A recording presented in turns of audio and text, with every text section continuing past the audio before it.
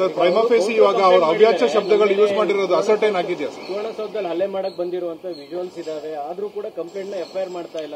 ಅವರು ನೋಡಿ, ಅವ್ರ ಕಡೆಯವರು ಹೋಗಿ ರವಿ ಅವರನ್ನ ಗಲಾಟೆ ಮಾಡಕ್ ಹೋದಾಗ 24 ಜನನ ಅರೆಸ್ಟ್ ಮಾಡಿದ್ದಾರೆ.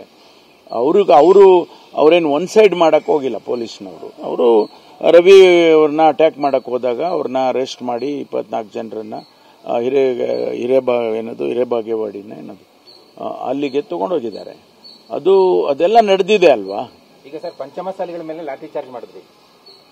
ನಿನ್ನೆ ಲಕ್ಷ್ಮೀ ಹೆಬ್ಬಾಳ್ಕರ್ ಬೆಂಬಲಿಗರು ಎಲ್ಲರೂ ಕೂಡ ಅವ್ರ ಮೇಲೆ 2 ಕಡೆ ಅಟೆಂಪ್ಟ್ ಮಾಡ್ತಾರೆ.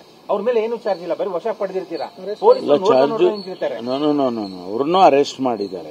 ಲಾಠಿ ಚಾರ್ಜ್ ಅಗತ್ಯ ಇರಲಿಲ್ಲ. ಅವ್ರನ್ನ ಹಿಡ್ಕೊಂಡು ಹೋದ್ರಲ್ಲ, ಅದಕ್ಕೆ ಲಾಠಿ ಚಾರ್ಜ್ ಮಾಡೋ ಅಗತ್ಯ ಇರಲಿಲ್ಲ ಅಂತ. ಸಿಟಿ ರವಿ ಅವರು ಕಂಪ್ಲೀಟ್ ಪೊಲಿಟಿಕಲ್ ವೆಂಜನ್ಸ್ ಇದು, ಅವರು ಮನಸ್ಸಲ್ಲಿ ಪೂರ್ತಿ ದ್ವೇಷ ಇಟ್ಕೊಂಡು ನನ್ನನ್ನು ಅರೆಸ್ಟ್ ಮಾಡಿದ್ದಾರೆ, ಕೊಲೆ ಮಾಡೋ ಪ್ರಯತ್ನ ಮಾಡ್ತಿದ್ದಾರೆ. ನೋಡಿ, ಮೂಲತಃ ಇದು ಪ್ರಾರಂಭ ಆಗಿದ್ದಾಗೆ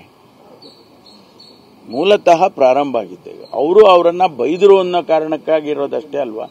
ಅವ್ರು ಫಸ್ಟ್ ಆಫ್ ಆಲ್ ಯಾಕೆ ಬೈಬೇಕಾಗಿತ್ತು? ಆ ಶಬ್ದ ಬಳಕೆ, ಅದು ಸದನದಲ್ಲಿ ಒಬ್ಬ ಹಿರಿಯ ಪ್ರತಿನಿಧಿಯಾಗಿ ಅದು ಸರಿನಾ?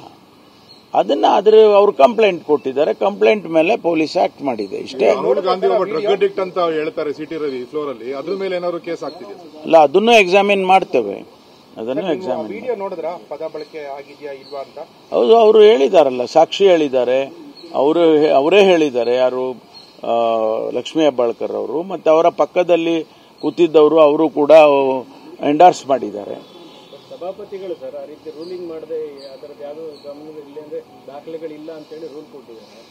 ಈ ಸಭಾಪತಿಗಳೇ ಅಂದ್ರೆ ಇಡೀ ಕಸ್ಟೋಡಿಯನ್ ಅವರಿರುವಾಗ ಅವರೇ ಈ ರೀತಿ ಹೇಳಿದಾಗ ಅದನ್ನು ಎಕ್ಸಾಮಿನ್ ಮಾಡ್ತಾರಲ್ಲ ಪೊಲೀಸು. ಈಗ ಸ್ಥಳ ಪರೀಕ್ಷೆ, ಅವು ಪ್ರೊಸೀಜರ್ ಅವ್ರದ್ದೇನಿದೆ ಅದೆಲ್ಲ ಮಾಡ್ತಾರೆ.